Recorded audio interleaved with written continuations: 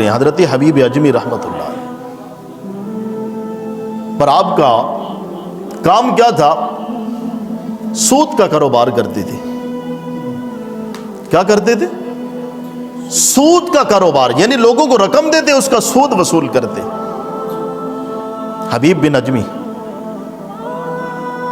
ایک دن سود لینے کے لیے نکلے، ایک دروازے پر پہنچے، دستک دی،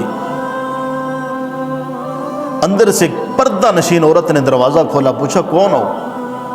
کہا حبیب اجمی ہوں۔ کہا کیا کام ہے؟ کہا تمہارے شوہر نے مجھ سے قرضہ لیا تھا، میں اس کا سود وصول کرنے کے لیے آیا ہوں۔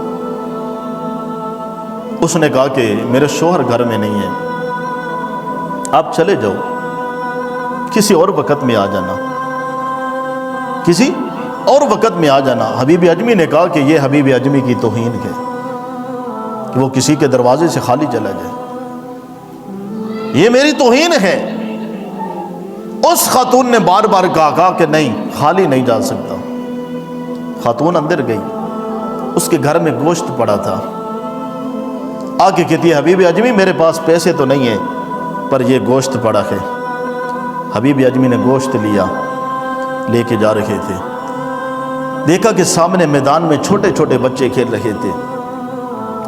ان بچوں نے جس وقت حبیب اجمی کو دیکھا تو وہ ایک دوسرے سے کہنے لگے دوڑو دوڑو، وہ دیکھو سود خور آ رہا ہے، کہیں اس کے پاؤں کی دھول تم پہ پڑے اور یہ نہ ہو کہ تم بھی جہنمی ہو جاؤ، دوڑو۔ بچوں نے دوڑ لگا دی، حبیب اجمی کی چیخ نکل گئی، رو کر کہنے لگے مولا کیا میں اتنا گناہگار ہو گیا ہوں کہ آج میرے ہی شیر کے بچے مجھ سے نفرت کر رہے ہیں۔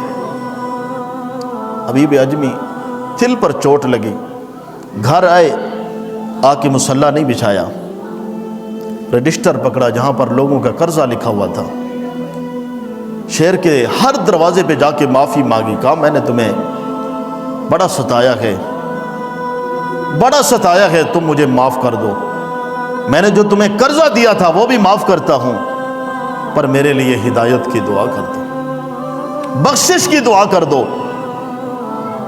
سارا دن معافی مانگتے مانگتے شام کو جب گھر لوٹتے ہیں، وضو کر کے مصلی پہ آ جاتے ہیں، کبھی قیام کی حالت میں، کبھی رکوع کی حالت میں، کبھی سجود کی حالت میں رب سے معافی مانگتے ہیں، رو کر کہتے ہیں مولا آج دیکھ تیرا حبیب اجمی تیری بارگاہ میں واپس پلٹ کے آ گیا ہے، آج تیرا حبیب اجمی تیری بارگاہ میں واپس پلٹ کے آ گیا ہے، اپنے حبیب اجمی کو معاف کر دے، اپنے حبیب اجمی کی توبہ قبول کر لے۔